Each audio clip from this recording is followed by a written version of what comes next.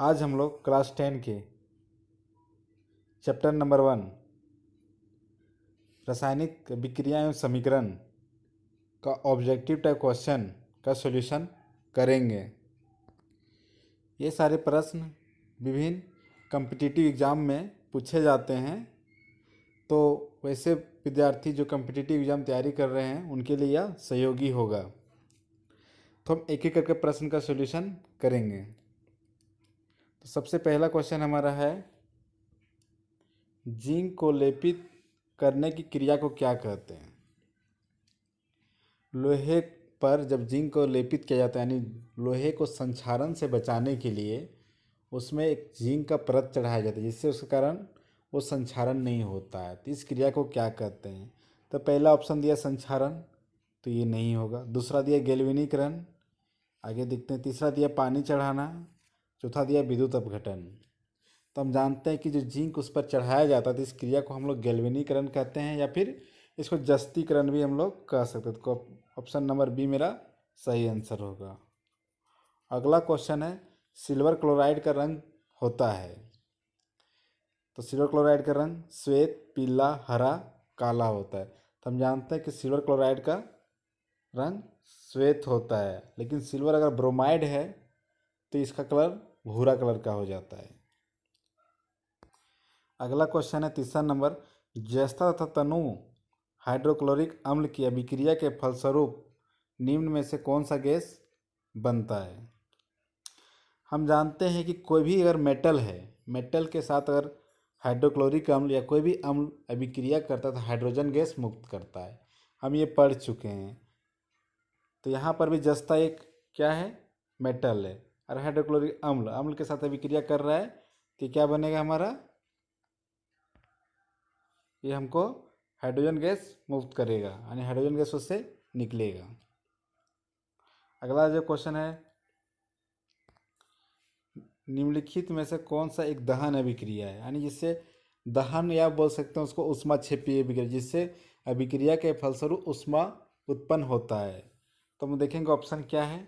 जल का उबलना, जल के उबलने से कोई ऊष्मा उत्पन्न नहीं, तो उसके बल्कि उसमें ऊष्मा एक्स्ट्रा देना पड़ता है, ये तो ऊष्मा शोषी अभिक्रिया हो गया। दूसरा है मोम का पिघलना, ये भी मेरा एक क्या बोलते हैं, ये अभिक्रिया नहीं है। मोम का पिघलना भी हमारा ऊष्मा क्षेपीय अभिक्रिया नहीं है, ठीक है। लेकिन पेट्रोल का जलना, अगर पेट्रोल को हम जला रहे हैं तो इससे क्या होता है, दहन अभिक्रिया है। ऑप्शन नंबर सी होगा। पांचवा नंबर क्वेश्चन है, साग सब्जियों को विघटित होकर कंपोस्ट बनाना किस अभिक्रिया का उदाहरण है। ये हमारा ऊष्माक्षेपीय अभिक्रिया, क्योंकि जो साग सब्जी एक तरह का कोई ग्लूकोज होता है, ग्लूकोज का टाइप, उसमें ग्लूकोज जब वो अपघटित होता है तो कुछ ऊर्जा का उत्पन्न करता है, उसी को हम लोग ऊष्माक्षेपीय अभिक्रिया कहते हैं, यानी इसका आंसर बी होगा। अगला क्वेश्चन हम लोग देखते हैं, क्वेश्चन नंबर 6, निम्न में से कौन सा उत्पाद लेड नाइट्रेट को गर्म करने पर प्राप्त होता है।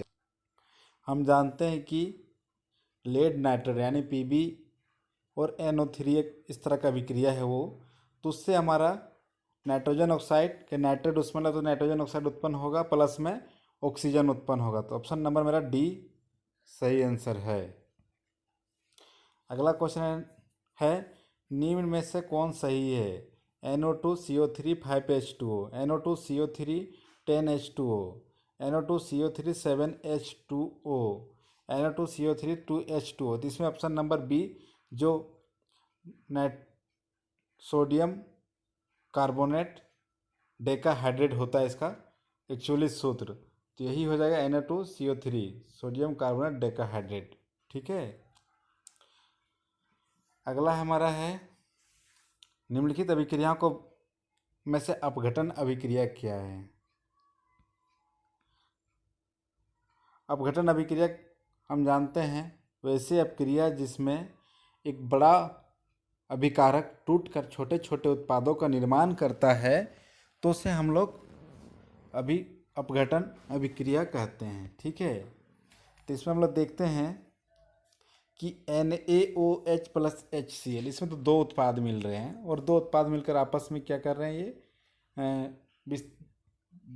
विस्थापन अभिक्रिया का प्रयोग कर रहे हैं। ठीक है, विस्थापन अभिक्रिया इसमें हो रहा है। अगला है BnH4CnO, ये भी एक अभिक्रिया से दूसरे अभिक्रिया में चेंज हो रहा है, ये भी नहीं होगा हमारा। तीसरा है 2KClO3 plus 2KCl plus 3O2, इसमें हम देख रहे हैं कि जो पोटेशियम क्लोराइड, पोटेशियम जो ये अभिक्रिया है इसमें देखना दो भाग में टूट जा रहा है, पोटेशियम क्लोराइड और ऑक्सीजन में, यानी एक बड़ा अभिकारक है जो दो भाग में टूट जा रहा है। यही हमारा सही आंसर होगा। इसका पता करने के लिए हम देख सकते हैं कि आगे साइड जो अभिकारक साइड है इसमें एक ही होगा। ठीक है, इधर जो उत्पाद साइड है 2 या 3 होगा, तो हम लोग उसको अपघटन अभिक्रिया कह देंगे। ठीक है, अगला जो क्वेश्चन है FeO3 ferrous oxide plus 2Al Al2O3 2Fe दी गई अभिक्रिया किस प्रकार का है। तो हम जानते हैं कि संयोजन जो अभिक्रिया है जिसमें दो अभिकारक मिलकर एक उत्पाद का निर्माण करते हैं, जो इस मेरा अभिक्रिया में ऐसा कुछ नहीं है। दूसरा देखेंगे द्विविस्थापन अभिक्रिया। द्विविस्थापन अभिक्रिया क्या होता है कि जो दोनों अभिकारक होते हैं आपस में विस्थापित हो जाते हैं। तो इसमें देख सकते हैं क्वेश्चन जो हमारा दिया इक्वेशन 2FeO3 प्लस 2Al, इसमें क्या है कि केवल ऑक्सीजन जो है विस्थापित हो रहा है, तो इसमें द्विविस्थापन नहीं हो सकता है। ठीक है, अगला आप देखेंगे वियोजन अभिक्रिया। वियोजन अभिक्रिया अपघटन अभिक्रिया उसको बताइए कि जिसमें एक बड़ा उत्पाद टूटकर छोटे छोटे उत्पादों का निर्माण करता है। इस अभिक्रिया में ऐसा नहीं हो रहा कि बड़ा उत्पाद टूटकर छोटे छोटे उत्पादों का निर्माण कर रहा है। अगला में देखते हैं विस्थापन अभिक्रिया। तो ये बिल्कुल सही आंसर है, क्योंकि O3 जो है यहाँ पर फेरस ऑक्साइड है जिसमें O3 क्या करता है, एल्युमिनियम के साथ चला जाता है, फेरस को छोड़ देता है, यानी जो है ऑक्सीजन को विस्थापित कर देता है फेरस। ठीक है, अगला जो हमारा है, अगला जो क्वेश्चन नंबर मेरा 10 है, जिसमें हम लोग देखेंगे कि लो चूर्ण पर तनु हाइड्रोक्लोरिक अम्ल डालने पर क्या होता है। तो सेम होगा उसमें कि हम पहले भी पढ़ चुके हैं कि अगर हम लोग किसी भी मेटल पर अगर हम लोग हाइड्रोक्लोरिक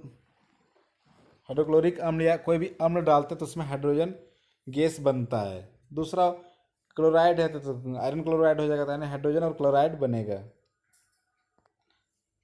हाइड्रोजन गैस और आयरन क्लोराइड। इसका सही आंसर होगा 1 नंबर।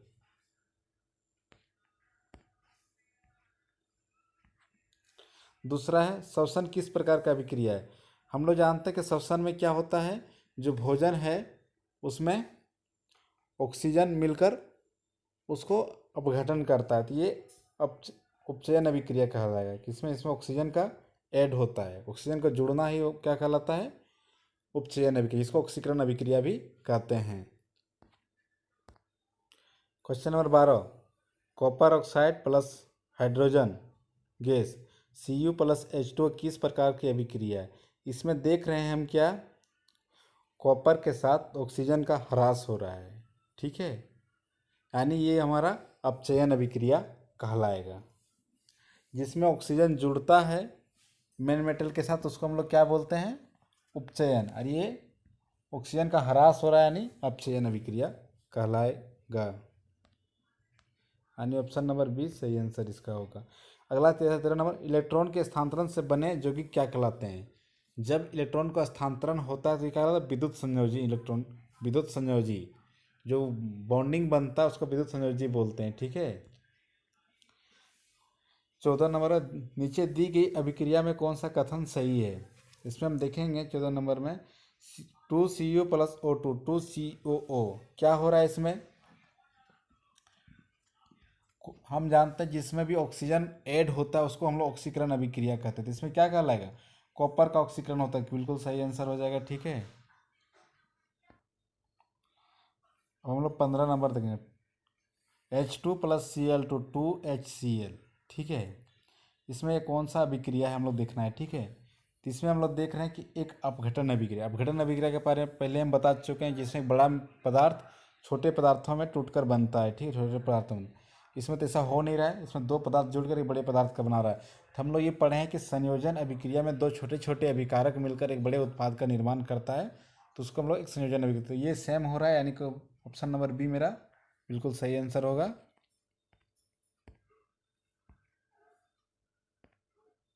अगला जो है, निम्नलिखित में से कौन सा द्विविस्थापन अभिक्रिया है। हम लोग जानते हैं कि द्विविस्थापन अभिक्रिया में जो अभिकारक होते हैं आपस में एक दूसरे को विस्थापित कर देते हैं। तो ऑप्शन नंबर सी में हम देखेंगे AgNO3 + NaCl, AgCl + NaNO3। इसमें क्या हो रहा है, इसमें हम लोग देखेंगे AgNO3 + NaCl क्या है।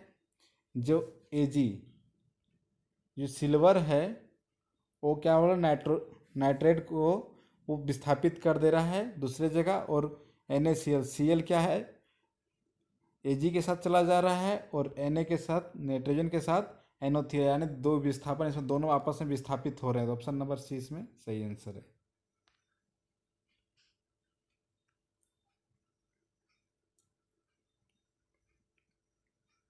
अब हम लोग 17 नंबर देखेंगे।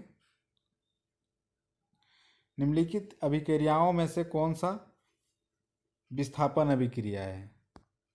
विस्थापन अभिक्रिया के बारे में हम लोग जानते हैं कि एक जो पदार्थ होता है वो दूसरे को विस्थापित कर देता है, ठीक है, और दूसरा वाला सेम टू सेम उसको एक्सेप्ट कर लेता है। तो हम लोग ऑप्शन नंबर ए देखें। ऑप्शन नंबर ए में क्या है, CaC3 टूटकर दो उत्पाद बनाता है, तो ये मेरा अपघटन अभिक्रिया कहलाएगा। दूसरा है CaO + 2HCl, इसमें क्या कर रहे हैं, दोनों आपस में विस्थापित हो रहे हैं, ये द्विविस्थापन अभिक्रिया कहलाएगा।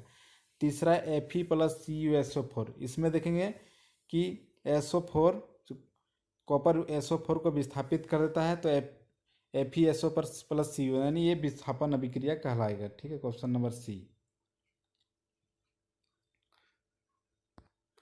अब क्या है, क्वेश्चन नंबर 18, अवक्षेपण अभिक्रिया से किस प्रकार का लवण प्राप्त होता है।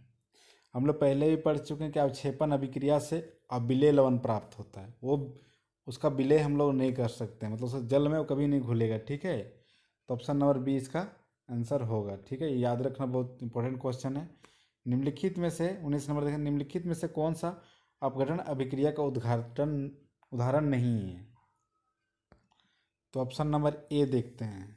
अपघटन अभिक्रिया का पहले हम लोग जानते हैं, अपघटन अभिक्रिया उसको कहते हैं जिसमें एक बड़ा अभिकारक टूटकर छोटे छोटे उत्पादों का निर्माण करता है, ठीक है। तो हम लोग देखेंगे पहला ऑप्शन नंबर ए में CaCO3 + CaO + CO2। इसमें थोड़ा सा मिस्टेक है क्वेश्चन में, यहाँ पर जब प्लस दिया हुआ है,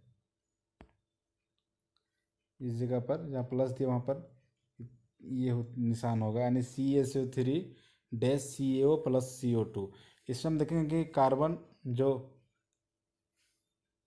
CO से 3 टूटकर दो भागों में बन रहा है, तो ये क्या है, अपघटन अभिक्रिया है। दूसरा देखेंगे 2KClO3, ये भी टूटकर दो छोटे छोटे उत्पादों का निर्माण कर रहा है, तो ये भी अपघटन अभिक्रिया कहलाएगा। तीसरा क्या है, H2 + Cl2, ये जो 2HCl, ये हम देखेंगे कि ये अपघटन अभिक्रिया का नहीं बल्कि ये संयोजन अभिक्रिया है, जिसमें दो छोटे छोटे उत्पाद मिलकर एक बड़े उत्पाद का निर्माण कर रहे हैं, ठीक है।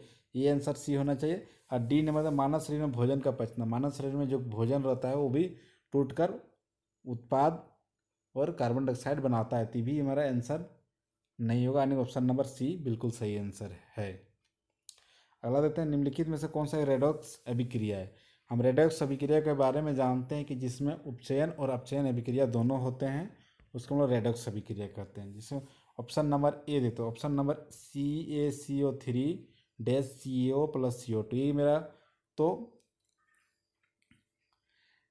अपघटन अभिक्रिया कहलाएगा, ये मेरा आंसर नहीं होगा, ठीक है। दूसरा है H2 + Cl2, इसमें दो उत्पाद जुड़कर बड़े उत्पाद का निर्माण कर रहे हैं, क्या संयोजन अभिक्रिया कहलाएगा, ये भी नहीं होगा। तीसरा देते हैं CO + 2HCl, ठीक है, इसमें हम देखेंगे कि कैल्शियम के साथ जो है ऑक्सीजन का ह्रास हो रहा है, यानी ये क्या हो गया, अपचयन। ठीक है, आगे 2HCl, इसमें क्या हो रहा है, हाइड्रोजन का ह्रास हो रहा है, तो ये मेरा उपचयन, यानी ये दोनों अभिक्रिया मिलकर क्या बनाता है, इसको हम लोग रेडॉक्स, यानी अपचयन उपचयन दोनों हो रहे हैं, तो यहाँ पे रेडॉक्स अभिक्रिया कहलाएगा, यानी ऑप्शन नंबर सी है मेरा सही आंसर होगा। ठीक है, अब डी नंबर पे ऑप्शन अगर हम देख ही लेते हैं तो 2KClO3, तो इसमें दे रहे कि बड़ा उत्पाद टूटकर छोटे छोटे उत्पादों का निर्माण करती है, ये मेरा अपघटन अभिक्रिया कहलाएगा। तो इस तरह हमने 20 क्वेश्चन देखे जो मेरे लिए कम्पिटिटिव एग्जाम के लिए बहुत इंपॉर्टेंट है। उसके अलावा हम लोग और 5 क्वेश्चन देख लेते हैं। इसमें दिया है, पढ़िएगा, रासायनिक अभिक्रिया के संदर्भ में निम्नलिखित कथनों पर विचार कीजिए। पहला कथन दिया है, रासायनिक अभिक्रिया के समय किसी एक तत्व का परमाणु दूसरे तत्व के परमाणु में नहीं बदलता है। रासायनिक अभिक्रिया जब होता है तो एक तत्व का जब परमाणु दूसरे तत्व के परमाणु में नहीं बदलता है। दूसरा है जो है, किसी रासायनिक अभिक्रिया में परमाणु के आपसी आबंध के टूटने एवं जुड़ने से नए पदार्थों का निर्माण होता है। इसमें 2 ऑप्शन है कि कौन दोनों सही या गलत है। ठीक है, उपरोक्त कथन में कौन सा सही है या गलत, मतलब कौन कौन सा सही है ये पूछ रहा है मेरा। तो ऑप्शन नंबर ए है केवल 1, दूसरा केवल 2, तीसरा में 1 और 2 दोनों, और डी नंबर में ना तो 1 और ना ही 2। हम लोग जानते हैं, ऑप्शन पहला देखते हैं कि रासायनिक क्रिया के समय किसी एक तत्व का परमाणु दूसरे तत्व के परमाणु में नहीं बदलता। बिल्कुल, जो तत्व रहता है, अगर हाइड्रोजन है तो हाइड्रोजन में ही रहता है, ऑक्सीजन है तो ऑक्सीजन में रहता है, बदलता नहीं है। बिल्कुल 1 नंबर मेरा सही आंसर है। दूसरा देख रहे हैं, किसी रासायनिक अभिक्रिया में परमाणु के आपसी आबंध के टूटने एवं जुड़ने से नए पदार्थों का निर्माण होता है। बिल्कुल सही, अगर 2 पदार्थ मिलकर एक नए उत्पाद का निर्माण करते हैं, हम पहले पढ़ चुके हैं, तो इसका ऑप्शन 1 और 2 दोनों सही होगा। ठीक है, अगला हम लोग देखते हैं, किसी पदार्थ का अपचयन होता है यदि उसमें ऑक्सीडेशन जिसको बोलते हैं, ऑक्सीकरण जिसको इसमें बोलते हैं, हम जानते हैं जिसमें अपचयन उसी को बोलते हैं जिसमें ऑक्सीजन की वृद्धि होती है। तो ऑप्शन नंबर ए मेरा बिल्कुल सही आंसर होगा। ठीक है, ऑप्शन नंबर ए आंसर होगा। ऑक्सीजन का ह्रास जिसमें होता है उसको हम लोग अपचयन बोलते हैं। ठीक है, अगला है,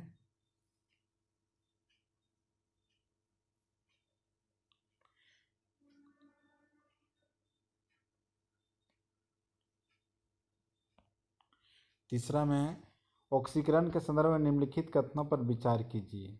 ऑक्सीकरण, ऑक्सीडेशन, इसमें क्या, इसके कारण चांदी के ऊपर काली परत व तांबे के ऊपर हरी परत चढ़ जाती है। ये बिल्कुल सही है, हम जानते हैं।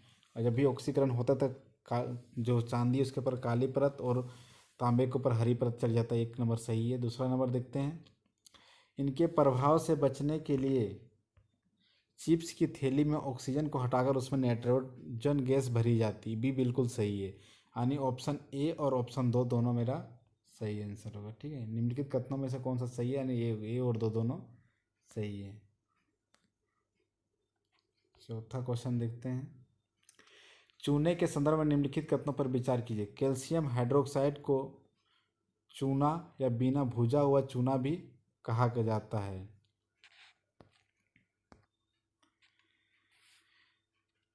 इसमें हम देखेंगे कैल्शियम हाइड्रोक्साइड को चूना या बिना भुजा हुआ चूना भी कहते हैं। एक गलत आंसर है। कैल्शियम हाइड्रोक्साइड को हम लोग भुजा हुआ चूना कहते हैं।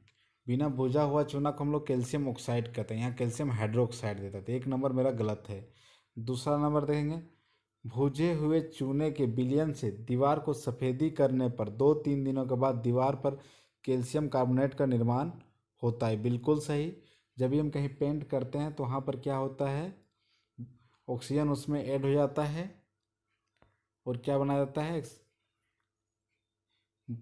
कैल्शियम कार्बोनेट बन जाता है। ठीक है, इससे हमारा वाइट कलर आ जाता है, वाइटनेस आ जाता है दीवार में। तो ये 2 नंबर मेरा सही है, तो इसमें केवल 2 सही होगा। ठीक है, अगला जो है 5वां नंबर, श्वसन निम्नलिखित में से कैसी अभिक्रिया? हम लोग अभी भी पढ़ चुके हैं कि श्वसन एक ऊष्मा क्षेपी अभिक्रिया है। इस तरह मेरे इसमें 25 क्वेश्चन थे। ऑब्जेक्टिव टाइप का हम लोगों ने कंप्लीट कर लिया। धन्यवाद।